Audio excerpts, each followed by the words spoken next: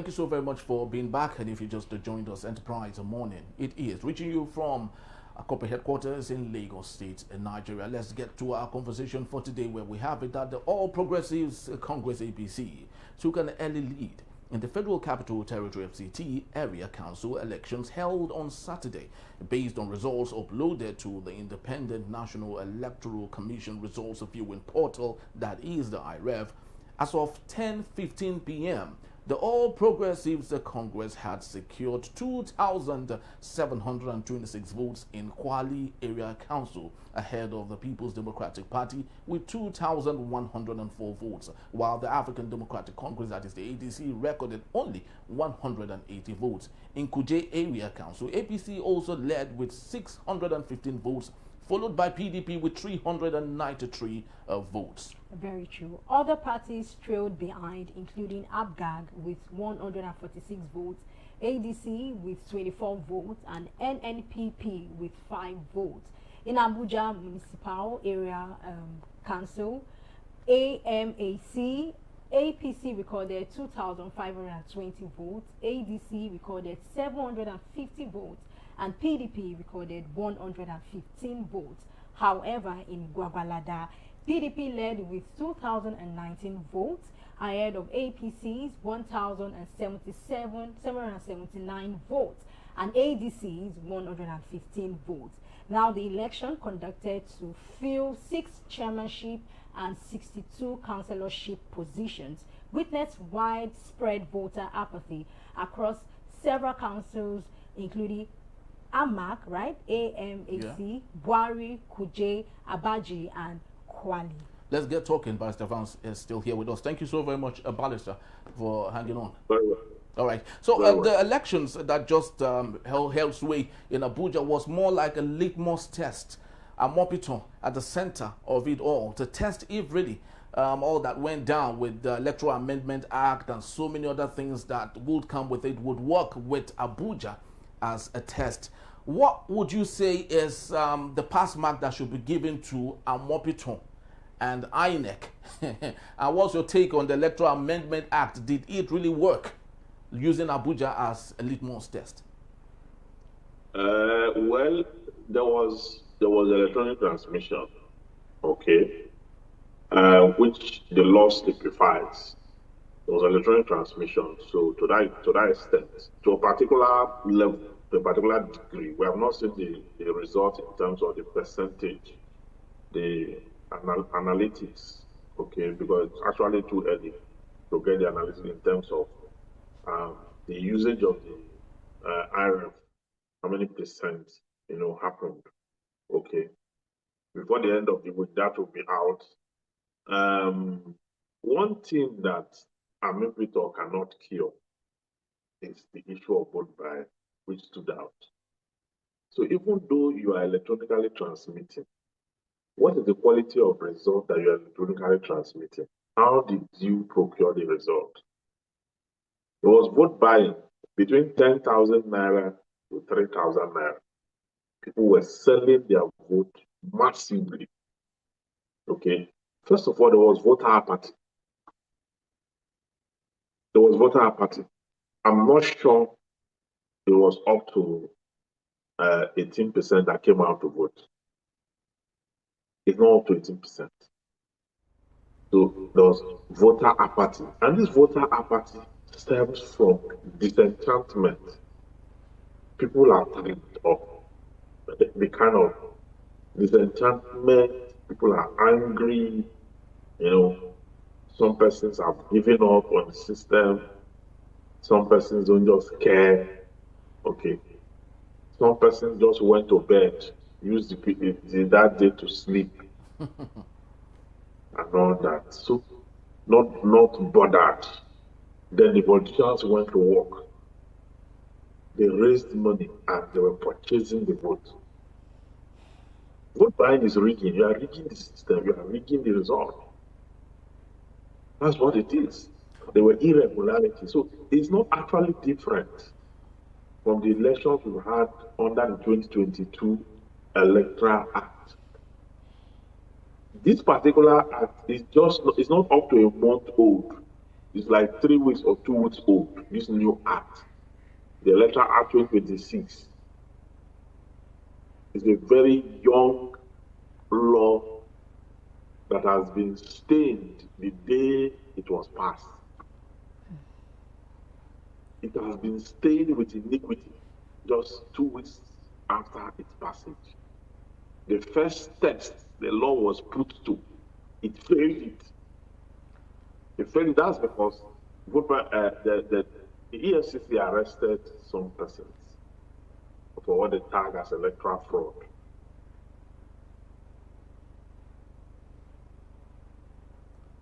All right, I think we lost the barrister right there. I just sincerely hope that he would make back and we would discuss this and more, because it's very important at a time like this, knowing that the Electoral Amendment Act has been passed, and we would hope that we would begin to see new life, you know, in what we have allowed be, especially assigned by President Bola Ahmed Tinubu. But unfortunately, you can see the test itself from Abuja is not working.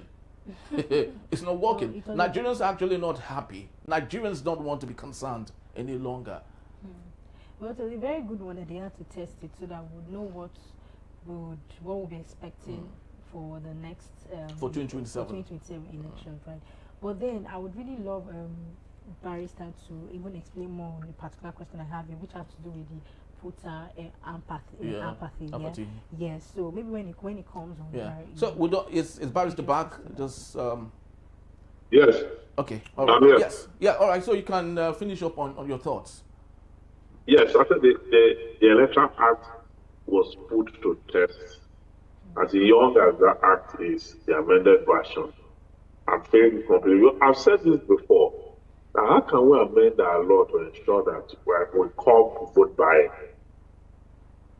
But Barrister, sorry to interject there. Do you think it's realistic for us to curb vote buying if it happens in the closet? There's little INEC can do. EFCC can only get hold of people who are doing the transaction physically and they can see them. How about those that happen without either the INEC or the EFCC knowing about it? How can that be controlled realistically? That's what I'm saying. I'm not blaming INEC. I say one thing they cannot control is vote buying, which stems from human greed, human malfeasance, wickedness to self, and self-inflicted malady. You know, people are so corrupt to the point where they are so cheap that they need just 10,000 naira, to sell their future away. In a country where people give birth to children and sell them, what will it cost to collect money and vote? It's like when Olarotimi says that when crocodiles eat its own egg, what will it do with the flesh of frogs? So it's people. There's a level of discipline that the Nigerian society requires. The level of restraint that even though I am poor, I have dignity, I will stand by my dignity. There's a need to instill that. There's a need for people to come alive to a certain level of responsibilities. And that's what we call vote buying. Because I don't think it's just poverty that's responsible. I think it's also a sense of lack of self-worth. Lack of human dignity, lack of so many things, and absolutely psychological problems, psychological dysfunctions. Because 10,000 naira will not take you nowhere. In fact, after collecting 10,000 naira, you are even poorer because you will be confused as to how you can use 10,000 to solve your problem. It's better not to have any money at all. But some people, it is for them blessings and then for them. So it's difficult. So that goes to the individual conscience of a nation, the aggregate of the conscience of a nation, the people in that country. Because even if they don't do the transaction on that, there are some of them that they credited their account with the money in the morning before they went to the polls. And if the person is voting, are you going to ask them that this person you voted for, did you vote for him because he gave you money? Are you going to ask, how many persons are you going to ask? So that is how, look at how the APC took the lead. Yeah. Even when ADC, when they started the election, ADC was doing so well. All of a sudden, it just turned around. And then Wike was going about the place, interrupting the process. And I'm glad that ADC have rejected the results to say that so many human elements, the likes of Wike and PDP officials, APC officials, disrupted the process. But that is not to say other party officials didn't also go to seek for how to buy votes and influence the outcome. You see, all those are criminal activities. And that is why you will call on the EFCC to start arresting people like Wike first. But we know it's not possible. But it's at the time. No, why is it not possible? But disrupting the process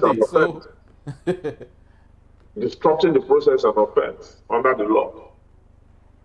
Interference is an offense under the law. INEC is charged with the responsibilities to organize the process. Anyone who comes to give any directive and give any order is committing an offense. Okay, and so yes, you should look at it from that point, not just voter fraud only.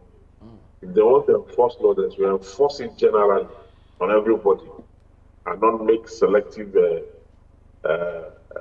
process or what they are doing. Okay, so what explains the widespread voter apathy across councils? Well, I've said it before that people are disenchanted. Okay. A huge number of those who have registered voters have not collected their PVCs. There's no motivation to collect it anytime soon. Okay? Many of them that have collected have been voting since they had their PVCs. Their life has not changed.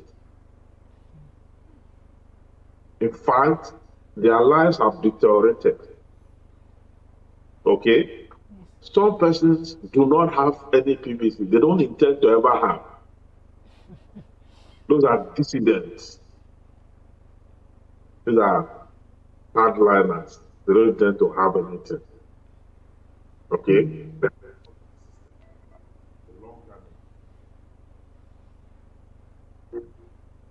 Hello, are you still there, Barrister? Yes. Okay. Those ones have given up on the system a long time ago. So at the end of the day, what you have is just a handful of persons who, many of them went there because perhaps they don't want to go and check out how it will go, or maybe they have relatives that are contesting the elections, or the person is from their street or their. So that's why you have a very low turnout. All right, so amongst other reasons why there were voter apathy is what had happened. Wike, the FCT minister, had declared curfew, right? And according to reports that we have, a lot of the voters actually live in Nasarawa, and most of them work in Abuja. So their voting stations had always, over the years, had always been in Abuja. So usually when there are council elections, there's no curfew. People travel around and go cast their votes. But Wike being Wike and knowing what he knows how to do, he has done that many times in River State. He exemplified it in Abuja, allowing for curfew, which restrained lots of people from coming in and casting their votes, and that's one amongst many reasons why the voter apathy was there. But Barrister, I'd love us to take a look at the dynamics of elections in Nigeria. In 2023, Abuja had about 6 PDP council chairmen, but when the elections happened in February 25th, Peter Obi took over Abuja. That's the Labour Party that had no council chairman, that had no representatives, both as in the upper and lower chambers of the National Assembly. Do we see a repeat of that? Because lots of people are mocking the ADC right now. Ireti Kingibe, senator representing her community, only allowed for 2 votes. They said it was her and the husband that voted. 2. The others were 3 from APC. So she lost actually in her station. So do you see a change or something else, a shift, a seismic shift in 2027 alongside what happened in 2023, that is?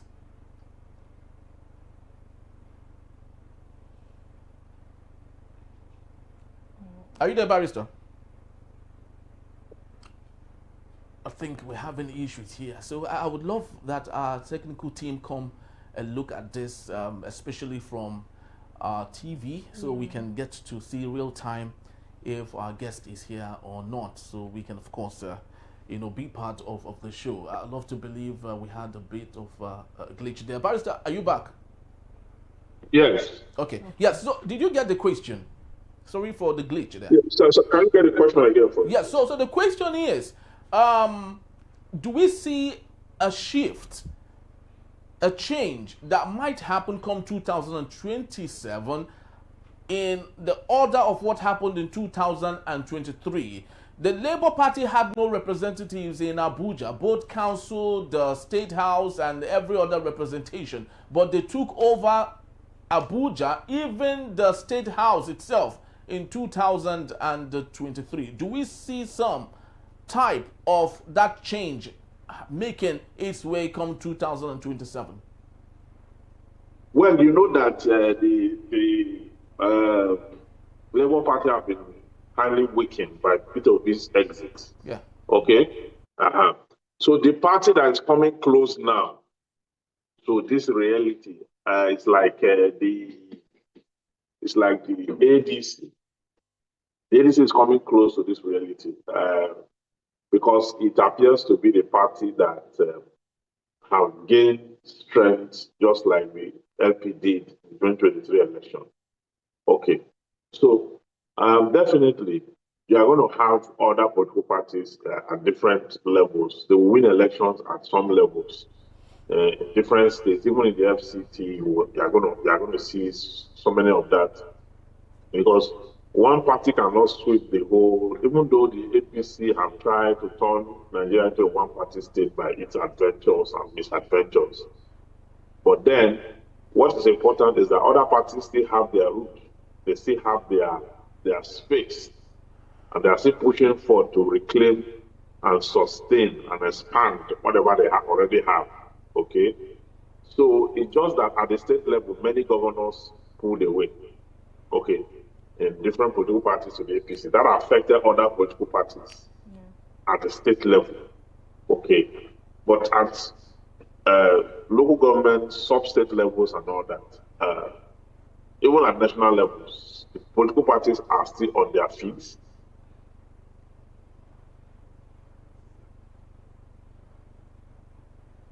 Okay, we can hardly hear Barrister. But do you see or sense dwindling influence of Peter Obi at this point? Because the young man he was routing for with the ADC didn't win. So does that mean that it's possible that his influence has expired?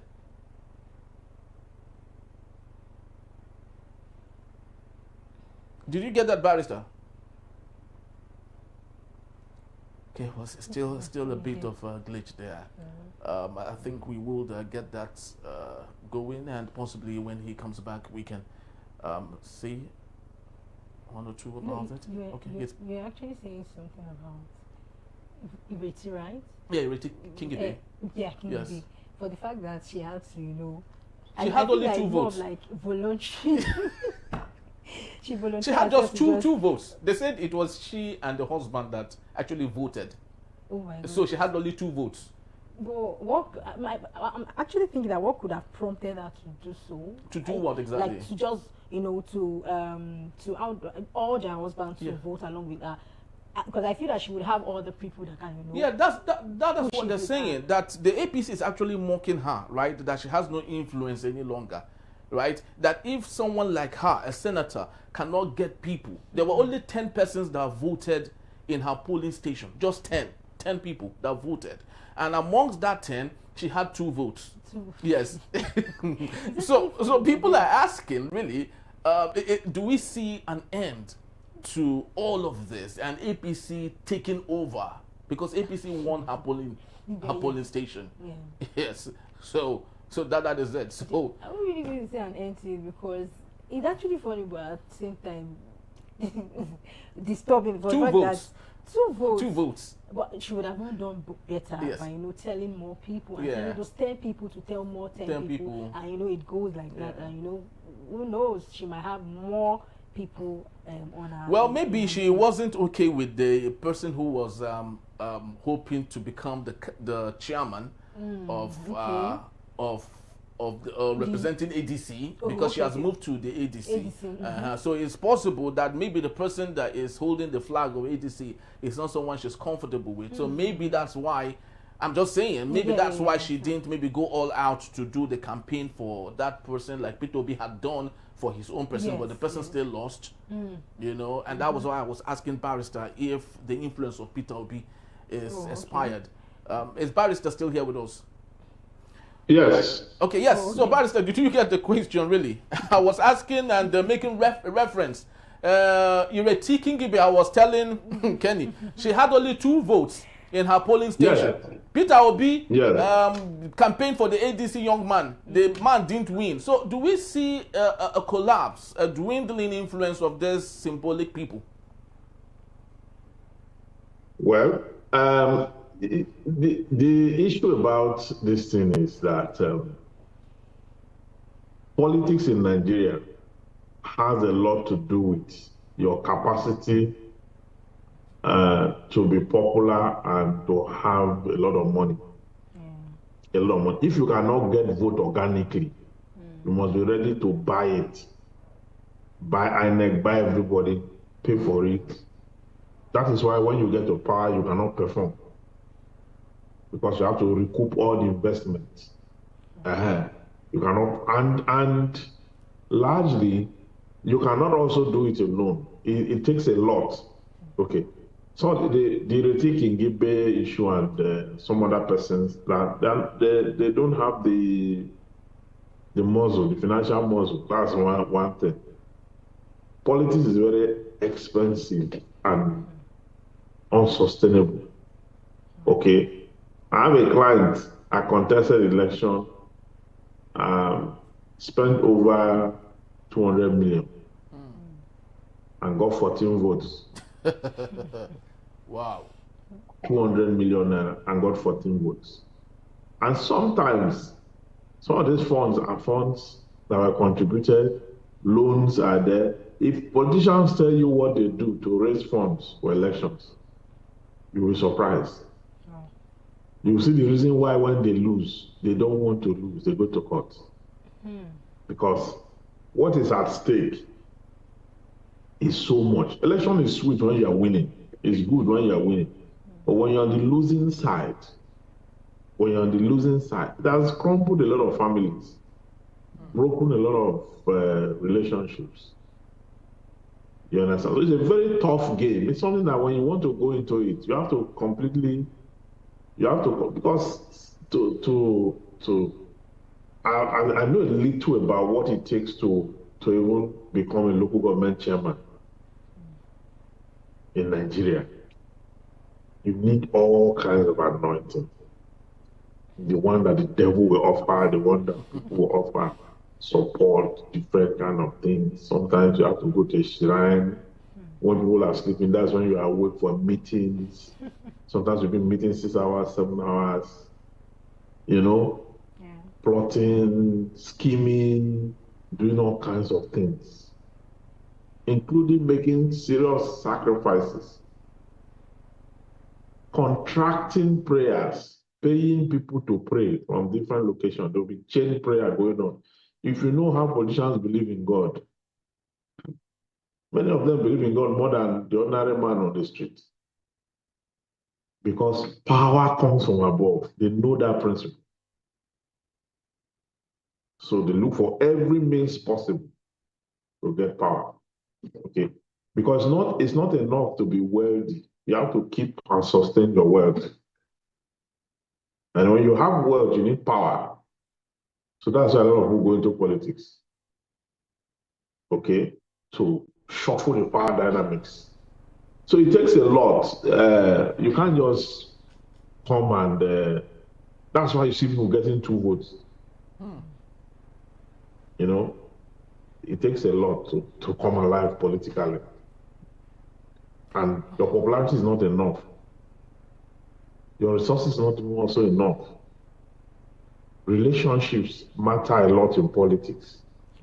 Building bridges and, mending fences and walls, negotiations and expansion. So many things come under the cloak of politics. But if you just want to be popular, you just want to be running, you don't want to win, you can just go and do anything.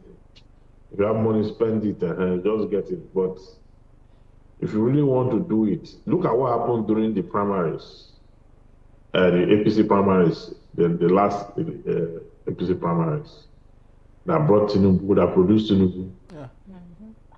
Why the likes of Akpabio and all that, and his cohorts, aspirants, were, paying delegates, making sure that all their delegates have what it takes so that they get this. Bola Tinubu was buying off candidates. Candidates in the election was buying them off, and each person he bought, all the followers of that person came to him. So money for money will not stand him and all that. You understand? Look at what happened to Tunde Bakare. Tunde Bakare, they say is a man of God with anointing from heaven. He sent text messages to delegates. It was text messages that I sent to delegates. When each delegate is getting 20 million, 30, 40, you are sending text message. You send text message to a delegate that just got 40 million from an aspirant. And then you want the aspirant to abandon the person who gave him 40 million to vote you that sent text message. It doesn't work like that. Yes, it's actually quite sad that we're saying this. It might sound funny, but this is not how it should work, and which is why we're asking for e-transmission. Possibly in the future we might do i-voting, like it's done in other countries around the world. I made mention Estonia. Estonia did its first i-voting, not e-transmission now, i-voting, internet voting in 2005. Estonia. So you can see if countries like that can make that happen many decades, why not we equally do the same thing? And if possible, we're able to achieve e-transmission 100% and maybe i-voting, then the issue of this vote buy-in will be unnecessary, because with your phone you can actually cast your vote like we do in other minute organizations. With your phone, there's a portal, there's a platform. You just go there, you see the candidates lined up there, and you vote. Maybe you use your BVN or your NIN to vote. It registers itself, and all that, and then everything is collated, and everyone see. There won't be need for bribery, for corruption, for vote buying, and many other shenanigans. It's going to be an easy, let me just call it like a transaction. It's going to be an easy transaction. Yes, an easy transaction, yeah. Right, and we're going to get there eventually. We're going to get there eventually because civil society will have to force its way through.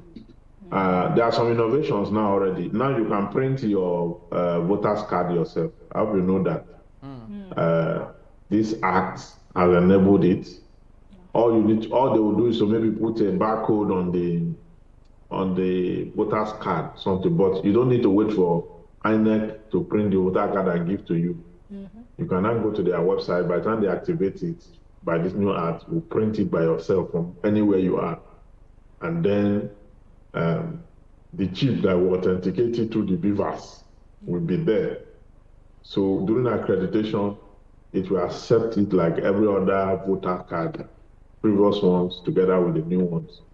And because part of the reason why a lot of persons don't have their voter card today is because when they go to their registration center, they are not able to find it. And then they arrest them to here, they don't get it, they just forget about it. So you now have a lot of it in some locations. The persons who own those cards are not in that location. But if it's online, anybody can print from online like a photo card, like you write to WIAC or JAM in those days, we print photo card. It will be easy for everybody to have theirs, or many persons to have theirs. And so we decentralize it. So we'll get there gradually, but the pace at which we are moving is very slow. And that's because we have very old people in government that are not supposed to be there in the first place. That held this country down. And so by true revolution and some other kinds of change, we can face out these persons. And you can imagine a president that's an investor in power holding, and then he wants to give you light. So how are you going to get power supply? It's an investor in the power holding bundling. That's why it doesn't talk about electricity. So quite sad, really, really quite sad. Let's just hope things will get better. Like in the words of Professor Lumumba, the Kenyan very influential person, he said that the day Nigeria would rise up, the day Nigeria would get its acts together, and that is the day Africa will stand up and be proud, and Africans will be proud to call themselves Africans. Nigeria is the single most populated black nation in the world. Yeah, we are the giant of Africa. No, let's leave the giant first. let's just keep it. Let's keep it as the most populated black nation in the world. Okay. So by the time this most populated black nation in the world gets its acts together, then we will get to that point where Africans, once you have the dark melanin, you would be respected. And until then, let's just hope that things will get better, and maybe heavens will bless us with that leader that will take us to the promised land. Just keep We just hope so. Yeah. Thank you so very much, Barrister. We truly do appreciate your time, despite the little hitches we have here and there. And that's our time for today. We have to call it a wrap. Please do well to follow us. You can read up on everything we have talked about today when you visit us at enterprisetvnews.com. Equally, you can go right now on our social media page and subscribe, follow. Drop your comments there. That is at Enterprise TV 7, and we promise to reply to every question that you have or whatever inquiry, or equally engage with you when you visit us. I am Henry Igwebike. And I'm Kehinde Bodun. Have yourself a splendid weekday. God bless you. God bless Nigeria. Bye-bye.